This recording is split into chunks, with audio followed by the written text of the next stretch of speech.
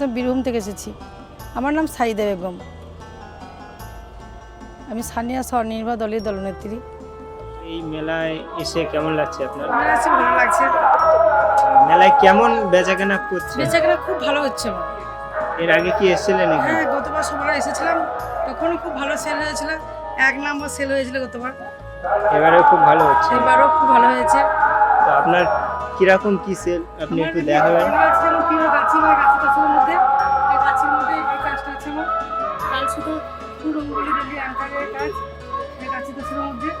আর এটাও আছে গাছি গাছের মধ্যে শকুন্তলা ডিজাইন, এটা এগুলো আছে। আর একটা আমার খুব ভালো ডিজাইন, যেটা আমি এইটাতে আমি বেশি মানে এই বিজনেস করি, এই সাইডের উপর। এটা শুধু অ্যাঙ্কার ডলি রঙ্গোলি সুতো দিয়ে এই কাজটা আছে। কথা কথা ফুল নয়, কিন্তু এই শাড়িটা খুব সুন্দর দেখতে।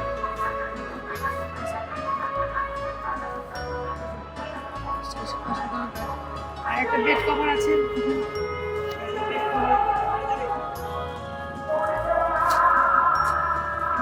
বেড কভার আছে। সব সুতোর কোয়ালিটি কিন্তু 1 নম্বর।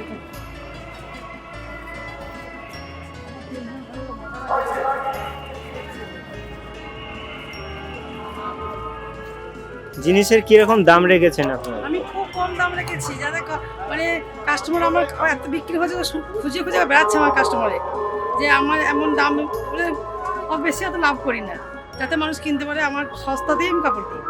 একটা মেম্বারশিপের যা খরচা, কস্ট থেকে আমি 500 টাকা করে বেশি নিই। তো এই কাজ কতদিন ধরে করছেন?